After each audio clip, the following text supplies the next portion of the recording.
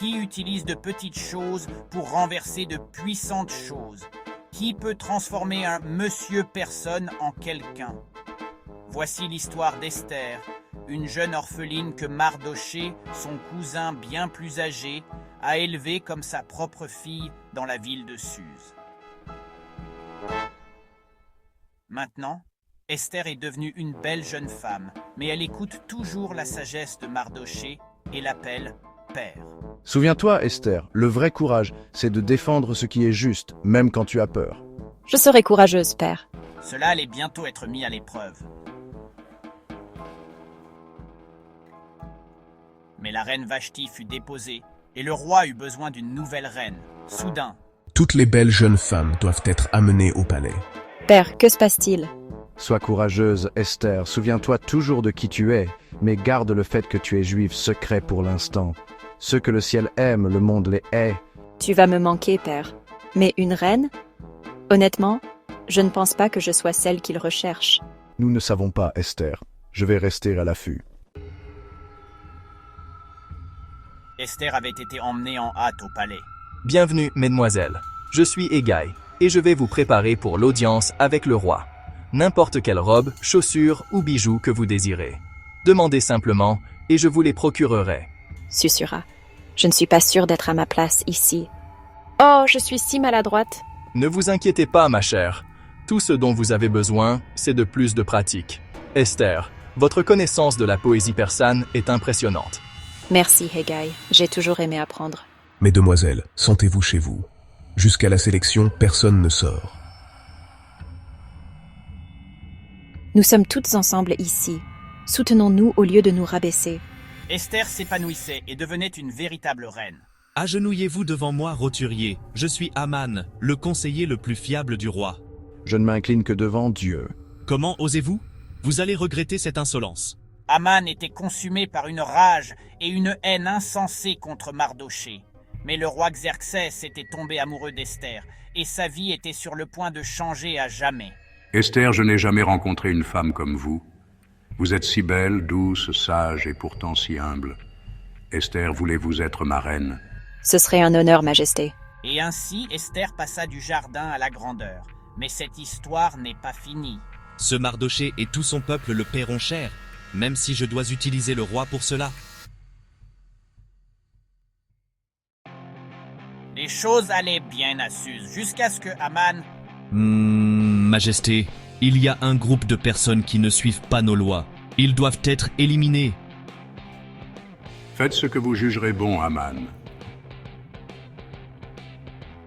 Aman a publié des lois au nom du roi, détaillant comment les gens devaient attaquer Mardochée et son peuple, et confisquer leurs biens. Mardochée, en deuil et en pleurs, a envoyé une copie du décret à Esther, lui demandant d'intercéder auprès du roi en faveur de son peuple. Esther était sur le point de faire face au plus grand défi de sa vie. Une sentence de mort attend quiconque se présente devant le roi sans y être invité. Si vous décidez de ne rien faire, la libération nous viendra d'une autre source. Qui sait si vous n'êtes pas parvenu au royaume pour un moment comme celui-ci?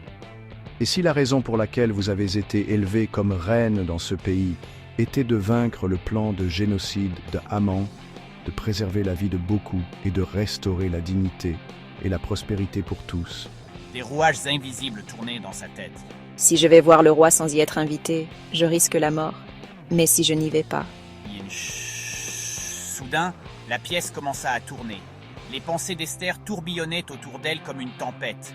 Souviens-toi, le vrai courage, c'est de défendre ce qui est juste, même quand tu as peur. Ses peurs dansaient autour d'elle comme des ombres vivantes. La peur de la mort, le poids de la vie de son peuple, l'incertitude de l'avenir. Si je n'agis pas, mon peuple mourra. Mais si je le fais... Puis, comme le soleil perçant les nuages, ses yeux s'illuminèrent, brillants de détermination.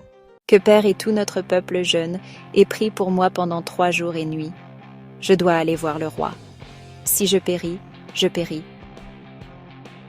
Esther s'était transformée de chaton en lionne, de la peur à la foi.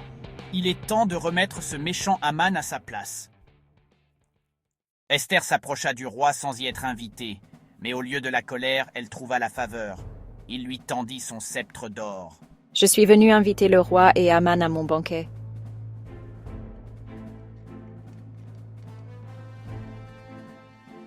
La tension était si palpable, on pouvait la sentir. Esther, ma reine, quelle est votre demande? Majesté, s'il vous plaît, épargnez ma vie et la vie de mon peuple. Votre vie? Qui la menace? C'est cet homme pervers, Haman, qui a comploté pour détruire mon peuple, les Juifs, dans tout votre royaume. Il a écrit des lois en votre nom, ordonnant à tous vos sujets d'exécuter tout mon peuple à une certaine date, qui approche rapidement. En mon nom, garde, arrêtez cet homme malfaisant.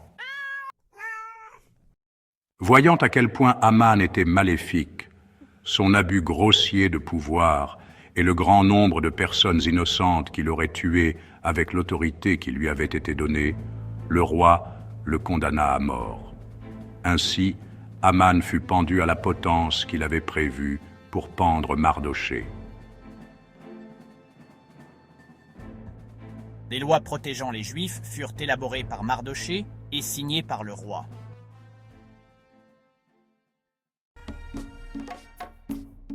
Esther a sauvé la situation et maintenant il est temps de célébrer.